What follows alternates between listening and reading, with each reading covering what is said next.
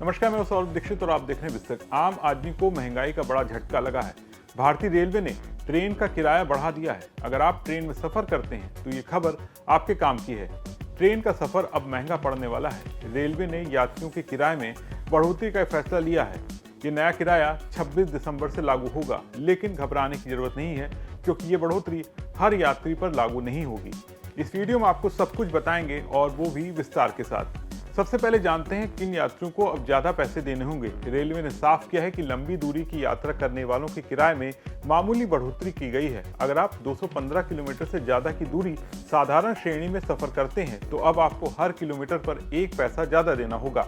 अब बात करते हैं मेल और एक्सप्रेस ट्रेनों की। अगर आप मेल या एक्सप्रेस ट्रेन के नॉन एसी कोच में सफर करते हैं या किसी भी एसी क्लास में यात्रा करते हैं तो यहाँ हर किलोमीटर पर 2 पैसे ज्यादा लगेंगे। इसे एक आसान उदाहरण से समझते हैं। मान लीजिए आप 500 किलोमीटर की यात्रा नॉन एसी कोच में करते हैं तो पहले के मुकाबले अब आपको सिर्फ 10 रुपए ज्यादा देने पड़ेंगे। यानी ये बढ़ोतरी बहुत ज्यादा नहीं है, लेकिन रेलवे के लिए ये रकम बड़ी बन जाती है। रेलवे का अनुमान है इस बदलाव से उसे इस साल करीब 600 करोड़ रुपए का अतिरिक्त राजस्व मिलेगा। अब बात करते हैं राहत की। रेलवे ने साफ कहा है कि लोकल ट्रेन में सफर करने वालों को कोई चिंता की जरूरत नहीं है। यानी सब अर्बन सेवाएं जैसे Mumbai local, Kolkata local, Chennai local, इन सब के किराए पहले जैसे ही रहेंगे।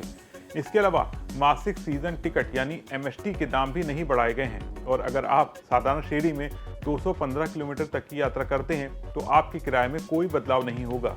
अब सवाल उठता है, रेलवे ने ये फैसला क्यों लिया? रेलवे अधिकारियों के मुताबिक पिछले 10 सालों में रेलवे नेटवर्क बहुत तेजी से बढ़ा है। नई ट्रेनें, नई लाइनें, बेहतर स्टेशन और ज्यादा सुरक्षा, इन सब पर खर्च भी बढ़ा है। और रेलवे पर कर्मचारियों का खर्च 1.15 लाख करोड़ रुपए पर पहुंच गया है। पेंशन करीब 60,000 करोड़ रुपए खर्च हो रहे हैं और साल 2024-25 में रेलवे की कुल परिचालन लागत 2.63 लाख करोड़ हो गई है। रेलवे सिर्फ यात्री किराए से पैसे नहीं जुटा रहा है, वो माल ढुलाई बढ़ाने पर भी जोर दे रहा है। यही वजह है आज भारत दुनिया का दूसरा सबसे बड़ा माल ढोने वाला रेलवे सिस्टम बन चुका है। इससे रेलवे को अतिरिक्त आमदनी मिलती है और सुरक्षा और सेवाओं में सुधार भी होता है।